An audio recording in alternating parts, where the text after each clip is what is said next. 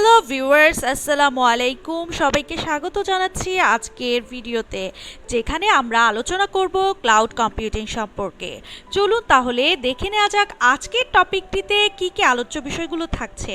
Cloud computing কি, cloud computing এর বৈশিষ্ট্য, ক্লাউড কম্পিউটিং এর সুবিধা, ক্লাউড কম্পিউটিং এর প্রকারভেদ, ক্লাউড সার্ভিস প্রোভাইডার। মূল টপিকটির নাম শুনে এতক্ষণে আমাদের মনে নিশ্চয় এই প্রশ্নটি তো এসেছেই, ক্লাউডের সাথে আবার কম্পিউটারের কি সম্পর্ক হতে পারে। বহু আগে থেকেই নেটওয়ার্ক ডায়াগ্রাম আঁকার সময় ক্লায়েন্ট এবং সার্ভারের মাঝের ইন্টারনেট অংশকে ক্লাউড চিহ্ন দিয়ে বোঝানো হতো। সেখান থেকেই মূলত ক্লাউড কম্পিউটিং কথাটি এসেছে। আবার ক্লাউড কম্পিউটিংয়ের ক্ষেত্রে সার্ভিস প্রোভাইডার সার্ভারগুলো থাকে দূরের কোনো দেশে বা ভিন্ন ভিন্ন মহাদেশে, তাই আমরা দূর আকাশের মেঘের সাথে এটিকে তুলনা করতে পারি এবং সেই সকল সার্ভার থেকে আমাদের কম্পিউটারে আসা সার্ভিসগুলোকে রিলেট করতে পারি মেঘ থেকে পাওয়া ফোঁটা ফোঁটা বৃষ্টির সাথে।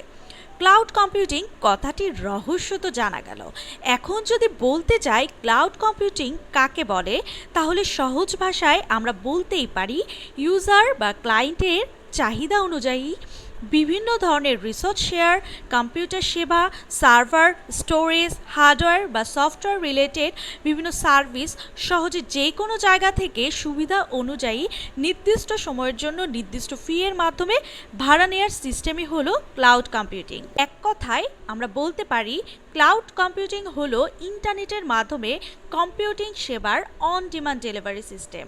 ক্লাউড কম্পিউটিং এর মূল বৈশিষ্ট্যগুলো হলো broad access network, on demand self service, resource pooling, meter service.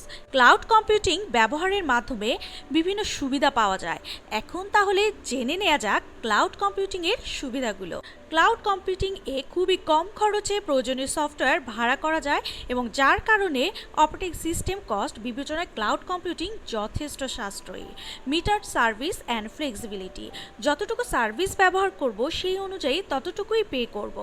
Unlimited storage, data রাখার জন্য যতটুকু স্টোরেজ দরকার ততটুকু স্টোরেজ সুবিধা দেওয়া যায়।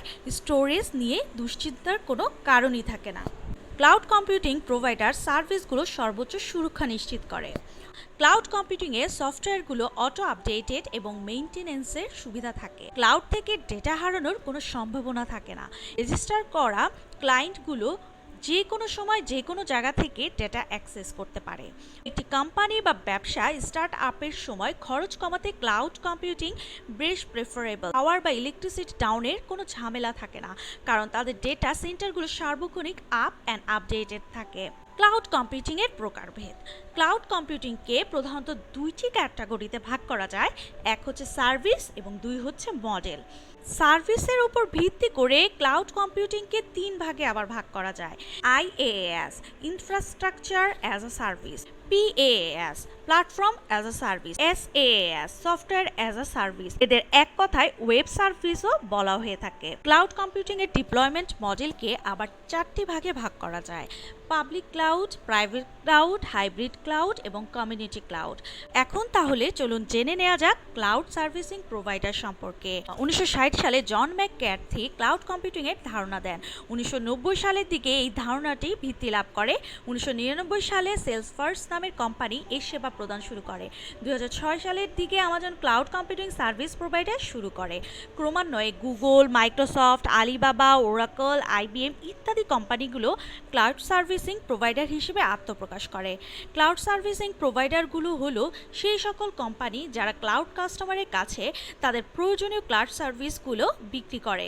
জনপ্রিয় ক্লাউড সার্ভিসিং প্রোভাইডারগুলো হলো Amazon web service, Google cloud, মাইক্রোসফটের Azure, Oracle, Alibaba cloud, IBM cloud ইত্যাদি। আজকের ভিডিওটি এই পর্যন্তই। এতক্ষণ সাথে থাকার জন্য সবাইকে জানাচ্ছি আন্তরিকভাবে ধন্যবাদ। আগামী ভিডিওতে AWS এর আলোচনা নিয়ে আবারও ফিরে আসবো আপনাদের মাঝে। সেই পর্যন্ত সবাই ভালো থাকুন, সুস্থ থাকুন। লাইক, কমেন্ট এবং শেয়ার দিয়ে এভাবে সবসময় আমাদের সাথেই থাকুন।